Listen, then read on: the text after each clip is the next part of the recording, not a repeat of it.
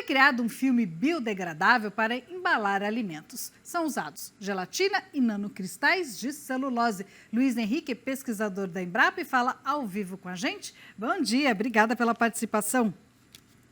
Bom dia, Renata. Eu que agradeço a oportunidade. Como foi essa pesquisa? Conta pra gente.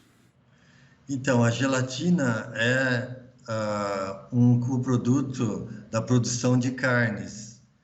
Então, a ideia foi agregar valor e criar uma embalagem que seja tanto de fonte renovável, produto da pecuária, como também seja biodegradável e possivelmente, quando feito em condições limpas, comestível.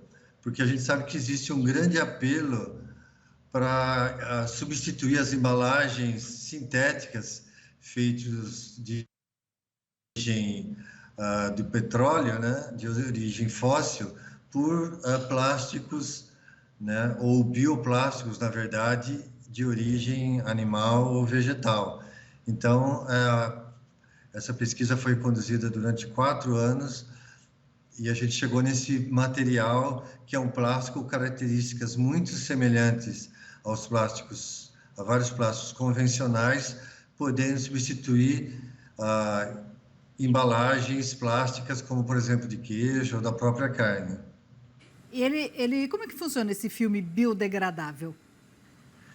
Então, o plástico é feito de moléculas muito grandes que são similares do plástico sintético.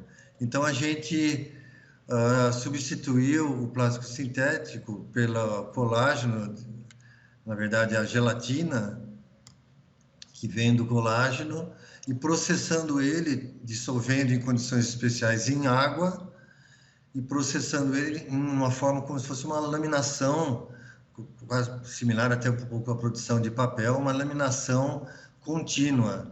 E depois ele é seco numa etapa com infravermelho e depois com calor.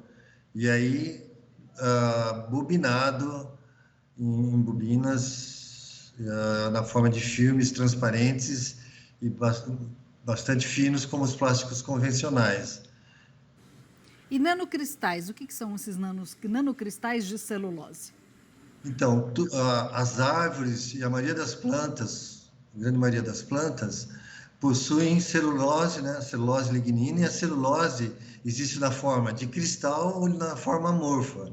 Então, o nanocristal de celulose é o constituinte mais resistente da madeira, por exemplo, e de várias outras plantas. Então, a gente extrai por um processo de extração, a gente chama hidrólise ácida, essa nanocelulose, porque ela é extremamente resistente, e a gente, então, degrada os outros materiais e fica com esse material que possui altíssimo desempenho mecânico, térmico também, então pode conferir, melhorar as propriedades de plásticos em geral, inclusive dos plásticos sintéticos, e também muito mais ainda dos plásticos de fonte renovável. E aí melhora o desempenho desses plásticos, inclusive desempenho mecânico, térmico, e também, por exemplo, permeabilidade, fazendo que aumente o tempo de oxidação de alimentos. Então, aumenta a vida útil, o tempo de vida útil de prateleira de alimentos embalados com plásticos, por exemplo, de gelatina, que contenham esses nanocristais de celulose. Você falou do desempenho, já está na prática? Vocês já testaram na prática o desempenho desse material, desse filme? Sim, existem testes, né, de resistência à tração, flexão, estiramento. Então, a gente compara numa máquina a resistência desses materiais. E a gente consegue, por exemplo, triplicar a de plásticos sintéticos, aumentando, adicionando a nanocristais de celulose, e também triplicar, às vezes até mais, a resistência, né, o desempenho mecânico da gelatina, incorporando nanocristais de celulose. Então, é significativamente melhorado e já testado nos nossos laboratórios. Mas já está no mercado, na prática, ou não? Então, essa embalagem que nós desenvolvemos, não, nós testamos numa escala pré-piloto em laboratório, porque geralmente na pesquisa se faz em escalas menores, né, numa placa de Petri, por exemplo, um filme pequeno, de um tamanho de uma folha A4. Então, nós já testamos de forma contínua para produzir vários metros em poucas horas. Então, mas ainda está nessa escala de laboratório. Agora nós estamos conversando com várias empresas para levar isso para uma escala industrial. E a próxima etapa é uma etapa importante, né?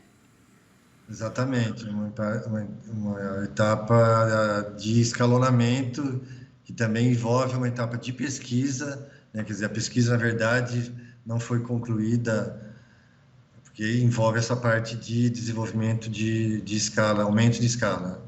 Rapidinho para a gente terminar, em relação ao preço, como é que funciona em comparação ao outro plástico? Como é que funciona?